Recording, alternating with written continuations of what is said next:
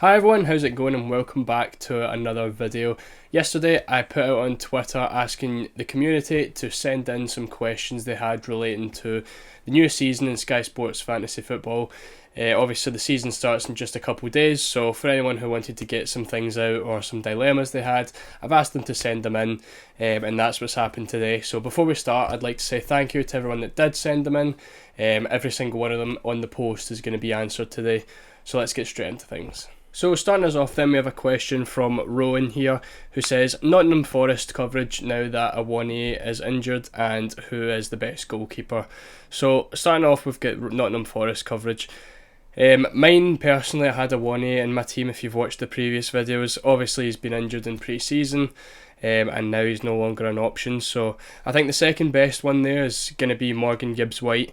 Takes up a midfielder spot, which there's not actually too many fantastic ones. 7.9 million for a Forest player isn't great either, so ideally I don't think he's fantastic, even though he is probably the best option for the Forest single game days. I think the best thing you can do at this point now is to start with Gibbs-White and then take him out after the Sheffield game. And then look towards more Forest players later on. Yeah, I think Gibbs-White is probably the better option of them all. A few people saying Danilo. I don't think he's too great. He had a good stint at the end of last season. I think that's really all people are going off of. Other than that, I think he's a bit of a gamble. Brennan Johnson as well, possibly could be an option. Obviously he's on penalties for Forest, and he's 0.1 million more than Gibbs-White is, so I would have Gibbs-White probably as my number one, Brennan Johnson as my number two. Obviously Matt Turner's just joined from Arsenal as well, but there's still rumours floating about that Dean Henderson could come from United and sign for Forest again and be the number one goalkeeper. So I think Turner's probably one I would look at for the later single game days. I think it's game week 6 that's the next one. So I would have Gibbs-White off the start, take him out after the Sheffield game, and then look towards possibly Turner or whatever goalkeeper seems to be settled in by game week 6 for those single game days there. In terms of the best goalkeeper, I think, my opinion, I would go for Onana as the best goalkeeper, but with Martinez there as well, I don't think going for double United defence is the best way to go, because I think they've got Spurs and Arsenal in the first 4 game weeks, so I don't think double United's actually that great. I've got Sam Johnson in both my teams currently. 6.5 million, he enables a lot of other players elsewhere, and I think he'll get good save tiers, and he's got decent enough fixtures to get some clean sheets as well. Other than that, I think it's difficult to pick a good, a fantastic goalkeeper. I think they're all going to be pretty similar anyway. But yeah, I think Sam Johnson for the cheaper scale of things, and I would go for Onana on the more expensive scale. The next question comes from Andy here, who actually says about Sam Johnson and why no one's picking him. Obviously, as I've just said, I think he is probably the best option in at the cheaper scale of goalkeepers. And obviously Roy Hodgson's just came out and said that Sam Johnson will be the number one for the season after having problems with Guaita. But yeah, I'm not actually sure what the reasoning for him being so low owned is. I don't know if maybe people obviously you need to consider that most of the player base is going to be casual players who are still going to be picking Nick Pope despite having terrible fixtures and stuff. So Nick Pope, I think, still top 3 owned goalkeepers in the game, so not many people are going to be looking at Sam Johnson purely because he is the second Palace goalkeeper. But yeah, I think Sam Johnson's definitely a great option for save points, and he'll probably be the best cheap goalkeeper in the game. Next up, we have a question from Ben SkyFF, who asks, other than the Nakamba, who is your favourite enabler? I think Basuma is probably the best, but Kamara is 0.6 cheaper. Now, I'm personally not the biggest fan of Kamara. He was so highly regarded as one of the best enablers last year. He was in my selection for the best enablers last season, and he just didn't really perform as well as we would have wanted. It was getting the odd tackle tier, the odd pass tier every couple of games, and then he got injured, and then after that it didn't really happen for bonuses towards the end, in really the second half of the season, to be honest. So I left him out of my enablers video this year purely because I just don't see it for him. But yeah, as you say, Nakamba obviously the best. Basuma I think is probably the second best. If I was to have two of them, it would be those two. And I don't see it for Kamara. I could be proved wrong, but I think it could end up just being the same as last year, and not actually being that great as for like constant bonus points. Next up, I presume it's Tom from Golden Goal Fantasy Football, who says Salah, Saka and Rashford are one defender from their respective teams to cover the captaincy. Now, this is a very popular question with a lot of people due to the massive price differences between them all. I think you're picking Salah, you're picking Trent, you're picking Saka, or you're picking one of Gabriel or Saliba, and you're picking Rashford or you're picking Martinez. Now, I think you can cover Rashford with a Man United defender. That's my opinion. I think I've not had a single draft so far this year with Rashford in it, because I just think he's way too expensive at 10.9 million. Martinez is 8.5, which is a good 2.5 million cheaper than Rashford. And yeah, Martinez is going to be picking up passing bonus every game, a good amount of clean sheets. Maybe not at the start, but I think over Rashford, he's definitely someone that you can cover with. Salah, I think you've got to pick Salah off the start. I don't think Liverpool's defence looks good enough so far to pick them at the start of the season. Trent's not too much cheaper than Salah, and I think Salah's just going to massively outscore the defenders, especially at the start of the season. And Saka, I think Saka's definitely going to be the best captaincy, but he's kind of like a middle ground. For only like $1 million cheaper than the defenders, he's probably worth it, but at the same time I think the defenders could cover him to an extent. So if you were to ask me to rank them, I would have Salah as definitely have him. You can't cover him with the defence. Saka just below, and Rashford, I would say you absolutely can cover Rashford with a Man United defender. He also says that you're confident enough that Kane stays to pick him. I think Kane stays, to be honest, and he's not left a draft of mine in a good while anyways. And I think especially the way that Spurs are playing right now, 25 shots plus per game, Kane's going to be getting shot tiers every single game. He's going to be getting so many goals, and I personally think he'll outscore Salah this season, and I think he's definitely one to have in your team. Do I think he'll stay? I think he will. I think he'll see it out this season, and then if he wants to leave, he'll do it at the end of the season when he's free to do so. Obviously, this Bayern talks are still ongoing, and it's one of those ones that it's probably too big a risk not to have him if he does stay. Whereas if he does leave in a couple of weeks, it's just one transfer to get him out, and that way you can bring in someone else like a Rashford or a Salah if you don't start with him. But yeah, I think Kane's definitely one that I want to be starting with. Next up, we have a question from Daz Quilani, who asks, in what order would you rank Trent Alexander-Arnold, Diaz, Stones, Van Dijk and Saliba over the first 5 or 6 fixtures?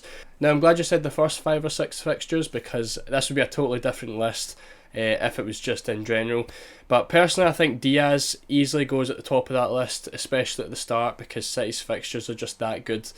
And I think Diaz is probably the best defender, excluding Trent Alexander-Arnold, but I don't like Trent at the start, so I would have Diaz right there. Next, I would actually have Saliba, but then I would take him out after the first maybe 4 fixtures. I think his first 3 are very, very good, but if you're saying 5 or 6, I don't know if I would have Saliba there. I'd probably end up going for probably Stones. I think with Stones is a hard one, because he'll probably play for City and he'll probably get the clean sheet points, but is he going to get the passing tiers, because he stopped getting those when he moved into defensive mid last year? But obviously we're getting the extra game time with the added time now at the end of the games with the World Cup rules, so he could actually just squeeze in there. So I'm going to put Diaz at the top, then I'm going to put Stones, and then I'll put Saliba because of his first 3 fixtures. And then I'll put Trent, then I'll put Van Dijk. But I think that easily changes after the first couple of weeks. But that's the top 5. That's what I'm going for. Next, we have a question from Darren, who asks, Diaz or Trent Alexander-Arnold? As I've just said, as a whole I would go for Trent, but for the first couple of fixtures I'm picking Diaz all day long. He also says, if Kane says he's staying before Friday, is he in your team? That is an absolute yes for me. I think he's an absolute nailed in my team. Him and Haaland front two, easy days, and Kane will be the captain for a couple of the first few game days as well. So yeah, as I said, Diaz for the first question, and absolutely yes for the second question. Next up is a question from Gordon Bell, who asks, would you rather captain a Forest attacking player or a Sheffield United defender? This would be Forest attacking player for me. I don't think I'd want a defender from either of the teams, Sheffield or Nottingham Forest, because just excluding the single game day, there's just no real points there. Forest have Arsenal, they're not keeping a clean sheet there. Sheffield have Palace, I think it's probably unlikely they keep a clean sheet there as well. So I would be picking either a Forest attacker or a Sheffield attacker, and with Ndiaye away to Marseille now, I wouldn't be going anywhere near any of the Sheffield attackers, so Forest attacker for me, and as I said, it would be Gibbs White or Brennan Johnstone there. Next up is a question from Johnny, who says, had aimed at first to have Rashford and go double United defence to compensate, but I think we have to pick him the more I think about it. What are your thoughts? Also, if Kane stays, are you going to plan to move around transfers between him and another premium, say Salah or Haaland? PS, love your stuff. Well, first of all, thank you very much, I appreciate that. For your first question, I would say, as I said anyways, I've not had Rashford in a single draft. I don't think he's worth it, and I don't actually think the double United defence is worth it either.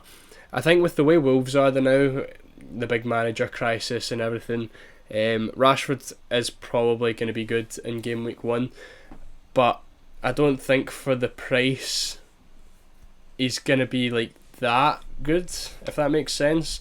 I think it's probably a guaranteed clean sheet for United that day anyway, so you're going to be wanting Rashford to score 2 goals minimum to beat Martinez's clean sheet and the pass bonus. So you're going to want two from Rashford minimum, and I think for the extra 2.5 million you can get a much better player for the player you're going to have other than that, if that makes sense. So I think having just Martinez is going to be enough for that day. And yeah, I could be wrong. Rashford can end up scoring a hat-trick and I just look stupid, but that's what I would say. I think Martinez should be enough. Also, if Kane stays, are you going to plan to move around? I personally am going to just start with all 3. I think you can get a good enough team with all 3, and yeah, I'm not really going to look at using too many transfers not to have them. I think I want to start with Salah, Haaland, Kane, and then Saka as well, and then I'll move Saka on to someone, maybe one of the more expensive defenders. But yeah, I'm going to start with Kane, Salah and Haaland, and that's my plan anyways. Next up is a question from Nope, who says, who's better value, Stones or Rodri, and why? Now this is a very tough question. Obviously these two are both play for the same team, and both technically play the same position, and are both very similar priced. So Stones is 9.3 and Rodri is 9.4. Now with Stones, you're going to be getting the clean sheet points and you're going to be getting the odd goal, but not really getting the tiers. So I think Stones is going to be one of those players who either gets 2 points or he gets 22 points.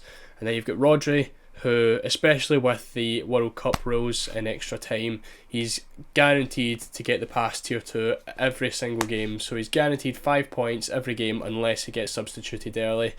I think with Rodri as well, you're getting tackle tiers as well, possible shot tiers. So you're getting minimum 5 points, but not as high as a ceiling as Stones. Stones, you're getting a lower minimum, but you're getting a much higher maximum. So Stones could be getting 10 points, 20 points with a goal as well, a goal and a clean sheet.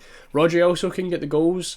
I think Stones, I would rather take up a midfielder spot than a defender spot. I think there's a decent amount of good defenders there, and if you've got Diaz already, you don't need Stones, so for that I'm going to pick Rodri. The next question is from Rich Darley, who asks, hi mate, have you got a player who you're putting in your team that you haven't told anyone about that you think will be a gem? Honestly, not really. I'm kind of trying to keep my team as template as possible to then not end up falling very far behind. I think my biggest gem that is going to be in my team is having the 3 big premiums in Salah, Kane and Haaland. I think a lot of people are just going to go with 2 and split the money elsewhere. I think for me, as of now at least, I'm going to be picking Salah, Kane and Haaland. A gem, probably maybe a Colwell. He looks pretty certain to start for Chelsea now. 7.5 million. He looks like a great option. Bissouma as well. I don't think Bissouma is going to be in my team off the start, but I highly recommend going for him. I think he'll be great, and I've been saying in the enabler videos and stuff, I think he'll be fantastic this year. But really, there's not too many differentials or anything or gems that I'm going to be going for. So I'm just going to say Salah, Kane and Haaland in the one team. At least for one of my teams. I think one of my teams I will go for the 3, and then my second team I'll probably just go for the 2. Next up we have a question from Mac PMC who says, would a better player get more points over the first 2 game weeks over a Forest asset with a Friday night captaincy? You'd obviously save a transfer, and it seems most people would be moving him out or after Friday night. So for this one, I think it really depends how much you value a transfer. I think a transfer is probably worth minimum 10 points, and you really want about 12 for each transfer. So basically that means if you're doing a 3 for 1 say, and you're using a transfer to get a player in, play 3 games, then taking them out, you're going to want minimum 20 points there. So in this case, let's use Gibbs White. So he's playing Arsenal in game week 1. I don't think he scores more than 2 points there. So that's a write off there, 2 points. That means you need 8 points from him against Sheffield as the captaincy, which bring that down at half, which is 4, because you're going to be captaining him anyway. So you just need 1 return from Gibbs White for that to be worth it. So I think you're probably worth it starting with Gibbs White and then moving him on. But would a better player get more points? Well, probably definitely, yeah. There's going to be more people. Let's say Gibbs White gets an assist against Sheffield. That means he scores 5 points, and then he gets 2 against Arsenal, so he gets a total of 12 points there. Is someone going to score more than 12 points over the first 2 game weeks? Absolutely, there will be someone there. Will they probably be about the same price range? Probably not. I think it depends who you're going with. If you're going with, say, a Colwell at 7.5, is he getting 12 points over the first 2 game weeks? Maybe. But you know, it's one of those ones that you can't really predict it. You just have to kind of see what happens. I think obviously with Morgan's Gibbs White having the captaincy, you've got a big advantage there. Say he scores a goal, he ends up with 7 points, that's 14 with the captaincy, and then 16 with the 2 against Arsenal, or maybe even gets a return against Arsenal as well, and then you've got lots more points there as well. So I think you're probably better starting with a Nottingham Forest player and then transferring them out. But yeah, that's definitely a good question, because there will be players that do score more. It's just going to be very difficult to predict who they're going to be. And the final question, I believe, is, I want to say Ewan FF. I could be wrong with that. It says, it's possible to rotate between Kane, Haaland, Rashford, Salah and Saka for the first 4 game weeks, only missing 1 game, which is Rashford in game week 4. Do you think this is worth it? Or do you think this is worth 3 transfers to do so? So with this, I think you're using 3 transfers just on that in the first 4 game weeks, which, I mean, yes, you're getting the 5, probably the 5 best players, the 5 best attackers at least in the game, but you don't know what's going to happen with injuries and stuff throughout this, so you could end up using extra ones, and you could end up finding yourself 5 transfers down in the first few weeks, and really having to cut back after game week 4 basically. However, it depends what kind of route you want to take. Obviously Kane, Haaland, Salah, Saka, Rashford, you can probably start with 3 of those at least off the start anyways. Someone like a Saka you can have for the first 3 game weeks and then take him out before the United game, and then, you know, rotate between that. I think out of those, you don't have to start with Rashford, and you debatably don't have to captain Salah until game week 4 either. So I don't think you need to use those transfers there to make that work. I think there's going to be other options, maybe just not starting with Salah, because then you can. I think the only day you would really look at captaining Salah is the Bournemouth game. There could be another one I'm missing, but the Bournemouth game, and Haaland plays against Newcastle that day anyways. So I think you could get away with not having Salah off the start, and that leaves Kane, Haaland, Rashford and Saka. And I've not had those in my team, but you could probably make a good team around those anyway and save the transfers. So It depends how many transfers you've got planned after game week 4. But I personally would say I wouldn't use the 3 transfers that early on just to make those rotations. I think you can get away with maybe not having 1 or 2 and then starting with the others and getting away with that, and again saving the transfers and saving yourself a lot of bother later on in the season. And that wraps up all the questions for today's video. I'm not sure how long that actually lasted, but I feel like it's one of the longer videos, so if you made it all the way through, thank you so much. Please leave a like and subscribe. Hopefully I answered all the questions like the way you wanted them to be answered, and hopefully it helped you out in at least a little way. But yeah, as I said, thank you for watching, and I'll see you all in the next one. Take care and goodbye.